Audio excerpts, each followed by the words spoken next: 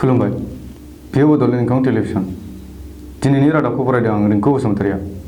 दिनैनि गाहाय रादाबफोराव दं आं तामुलपुरावनो जोनोम मोननानै देरबोदों बुंदों प्रमद बर' दिल्लीनि निजामुद्दिनाव थांदोंमोन एमपि नब कुमार सरनियाया हाइलाकान्दि जिल्लानि सिमनाखौ सिल खालामबाय दुधनैनि मुक्ति बसुमतारी आरो हरकान्त बसुमतारी मोनाव कर'ना बिजानु गैया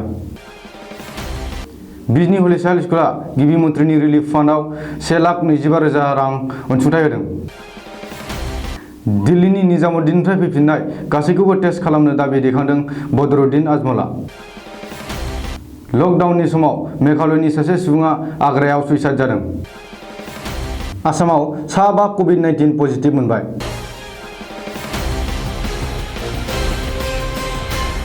दानिया आबुं रादाब इउपिपिएलनि आफादगिरि प्रमद बर'आ बिटिसिनि गाहाय हाग्रामा महिलारिनो फिन्नाय होबाय प्रमद बर'आ फेसबुकनि गेजेरजों हाग्रामा महिलारिनो फिन्नाय होदों आं तामुलपुरावनो जोनोम मोनदों आरो देरबोदों दिनैसिम तामुलपुरावनो भट होगासिनो दं होननानै प्रमद बर'आ गावनि फेसबुक पेजआव लिरदों मख'नो गोनांदि इउपिपिएलनि आफादगिरि प्रमद बर'हा मोननै भट मिरुआव मुं थानायखौ हाग्रामा महिलारिया मंगलबारखालि खौरांगिरि मेल खुंनानै सोराङाव लाबोनायनि उनाव प्रमद बर'आ फिन्नाय होदों बेखौबो मख'नांगोन दि प्रमद बर'हा बाक्सा जिल्लानि सिङाव थानाय 58 नं तामुलपुर एसेम्बलि कन्स्टिट्युएन्सिनि 2 नं सौरागुरि एलपि स्कुलनि मोनसे भटार आइडि आरो 57 नं रङिया एसेम्बलि कन्स्टिट्युएन्सिनि 29 नं मुरारा खालिका एलपि स्कुलनि गुबुन मोनसे भटार आइडि थानायनि फोरमानखौ खौरांगिरि मेलाव होदोंमोन बबेखानि डेम'क्रेटिक हादोराव रावबो गोहोआव थाबाय थानो हाया बेखौ मिथिनाया मोजां होननानैबो प्रमद बर'आ गावनि फेसबुक पेजआव लिरदों दिल्लीनि निजामुद्दिन जामातआव बाहागो लाहैनायफोरनि जोहै आसामाव कर'ना भाइरासनि सायाव समखिखांनाय सोमजिनाय समावनो क'क्राझारनि एमपि नब कुमार सरनियायाबो निजामुद्दिनाव थांनाय सोराङाव फैदों सुलुङाव मिथिनो मोननाय बायदिब्ला नब कुमार सरनियाया निजामुद्दिनाव थांनानै धोरोमारि हाबाफारियाव बाहागो लाहैयाखैमोनब्लाबो गोबांसा राजखान्थिगिरिफोरजों लोगो हमलायदोंमोन ओरैहाय आसामनिफ्राय निजामुद्दिनाव थांनायफोरनि फारिलाइयाव नब सरनियानि मबाइल नम्बराबो फोसावजानायनि उनावनो सरनियाया निजामुद्दिनाव थांनायखौ सिमान लादों नब सरनियाया बुंनाय बायदिब्ला बियो निजामुद्दिनाव थांदोंमोनब्लाबो धोरोमारि हाबाफारियाव बाहागो लाहैयाखैमोन मख'नो गोनांदि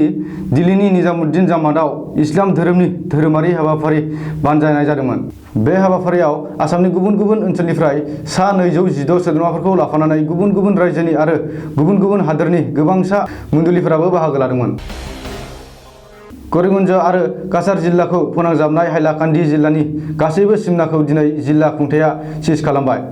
बबेखानि जिल्लायारि सिमनाखौ सिज खालामनायनि उनाव हाइलाकान्दि जिल्ला खुंथाया आसाम मिज'राम रायजोआरि सिमनाखौबो बावैनो सिल खालामनायनि लामायाव आरो जिल्लायाव कर'ना भाइरासनि लैखोनफोरखौ गोख्रोङै नोजोर होगासिनो दं होननानै मिथिनो मोननाय जादों सुलुङाव मिथिनो मोननाय बायदिब्ला सिलचर मेडिकेल कलेज देहा फाहामसालियाव ट्रिटमेन्ट खालामगासिनो थानाय कर'ना भाइरास सन्देरजानाय करिमगन्जनि सुबुङा काछार पेपार मिल टाउनशिपआव मोनसे हाबायावबो बाहागो लाहैदोंमन बिनि अनगायैबो गुवाहाटी नोगोरमायाव साननै थानाय समाव सा 100निबो बांसिन सुबुंफोरखौ लोगो हमदोंमोन जायनि जुनै रायजोआव कर'नानि समखिखांनाया बांसिन जादों मख'नो गोनांदि दिल्लीनि निजामुद्दिनाव बानजायनाय इस्लाम धोरोमारि हाबाफारियाव बाहागो लानाय गोबांसानि देहायाव कभिड-19 पजिटिभ मोननायनि उनावनो आसामनिफ्राय बाहागो लाहैनाय गासैबो सोद्रोमाफोरनि फारिलाइखौ रायजो सोरखारा फोसावदों जाय फारिलाइयाव दुधनै ओनसोलनि सानै बर' फिसा मुक्ति बसुमतारी आरो हरकान्त बसुमतारीनि मुङाबो दं सुलुङाव मिथिनो मोननाय बायदिब्ला सिआरपिएफ साख्रि मावनाय मुक्ति बसुमतारीया बे समाव दिल्लीयावनो दं आरो डक्टरनाव नायजाहैनायाव नेगेटिभ मोनबाय ओरैहाय हरकान्त बसुमतारीया दिल्लीयावनो थाङाखै बबेखानि बोसोरनै सिगाङाव बिनि मबाइल फना गोमाजादोंमोन आरो जाय बिनि मबाइलखौ मोन्दों जानांगौ बियो निजामुद्दिनाव बानजायनाय धोरोमारि हाबाफारियाव बाहागो लाहैदोंमोन होननानै सन्देह खालामनाय जादों चिरां जिल्लानि बिजनी नोगोराव थानाय हलिचरन स्कुलाबो गिख्रंथाव कर'ना भाइरासजों जुजिनो थाखाय गिबि मन्थ्रिनि रिलिफ फान्डआव रां दान हरदों सुलुङाव मिथिनो मोननाय बायदिब्ला हलिचरन स्कुला गिबि मन्थ्रिनि आसाम आराग्य निधि रां थुबिलाव 1,25,000 रां अनसुंथाइ हरदों हलिचरन स्कुल सामलाय आफादनि आफादगिरि भबानी प्रसाद रायआ बिजनी महकुमानि एसडिअ ध्रुबज्योति दासनि आखायाव 1,25,000 रांनि चेकखौ गथायनानै होयो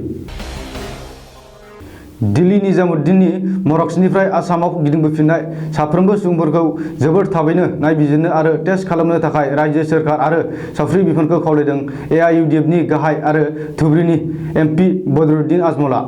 बबेखानि निजामुद्दिननिफ्राय गिदिंबोफिननायनि उनाव थोंजों देहा फाहामसालियाव थांना आन्जाद नायहैनायनि उनावसो गावबा गावनि न'आव थांनो थाखायबो निजामुद्दिनाव बानजायनाय धोरोमारि हाबाफारियाव बाहागो लाहैनाय साफ्रोमखौबो खावलायदों आजमलआ। आग्रानि गंसे रेस्टुरेन्टआव खामानि मावनो थाहैनानै लकडाउननि थासारिजों भुगिनांनानै सुइसाइड जानाय सुबुंखौ मेघालयनि आल्ड्रिन लिन होननानै सिनायथिदों। मख'थावदि कर'ना भाइरासनि सन्देरजानायखौ होबथानो थाखाय सरकारा फोसावनाय लकडाउननि समाव गोबां मानसिया गुबुन गुबुन जेंनाजों भुगिनांदों। मुलुगनाङै साग्लोबनाय गिख्रंथाव कभिड-19 एबा कर'ना भाइरास सन्देरनाय सुबुंनि अनजिमाया आसामाव 5 जाबाय। दिनै गुबुन 4 सुबुंनि थैयाव कभिड-19 पजिटिभ मोनदों। मैयासो आसामाव गिबि कर'ना भाइरासनि केसखौ मोननो हादोंमोन। नाथाय दिनै नैथि समावनो आसामाव कर'नाजों सन्देरजानाया 5 सिम बांबाय। आसामनि सावस्रि मन्त्रि हिमन्त बिश्व शर्माया दिनै गुवाहाटी कनफारेन्स हलाव खौरांगिरि मेल खुंनानै बे रिपर्टखौ फोसावदों। आसामाव दिनै कभिड-19 पजिटिभ मोननाय 4 सुबुंफोरा जादों जागिरदनि महम्मद जुनाब आली 43 बोसोर, महम्मद नुउद्दिन 19 बोसोर, हजरत आली 34 बोसोर आरो नलबारीनि महम्मद आशरात आली 19 बोसोर होननानै सावस्रि मन्थ्रिया सिनायथिदों। बबेखानि सुलुङाव मिथिनो मोननाय बायदिब्ला दिनैसो कभिड-19 पजिटिभ टेस्ट जानाय बै 4 सुबुङाबो दिल्लीनि निजामुद्दिनाव बानजायनाय इस्लाम धोरोमारि हाबाफारियाव बाहागो लाहैदोंमोन होननानै हिमन्तआ खौरांगिरि मेलाव फोरमायथिदों। मख'नो गोनांदि आसामाव कर'ना भाइरास सन्देरजानाय सुबुंनि सानखोआ आरोबाव जोबोर गोख्रों गोख्रैथिजों सन्देरजागोन होननानै सन्देह खालामनाय जादों। मानोना निजामुद्दिनाव खुंनाय धोरोमारि हाबाफारियाव आसामनिफ्राय सा 200निबो बांसिन सुबुंफोरा बाहागो लाहैदोंमोन आरो बिसोरनि बांसिनानो गावबा गावनि न'आव फैफिनबाय आरो बे समाव खारखुमानानै दं। दिनैनि रादाबा एसेनोसै। गोजोन्थों।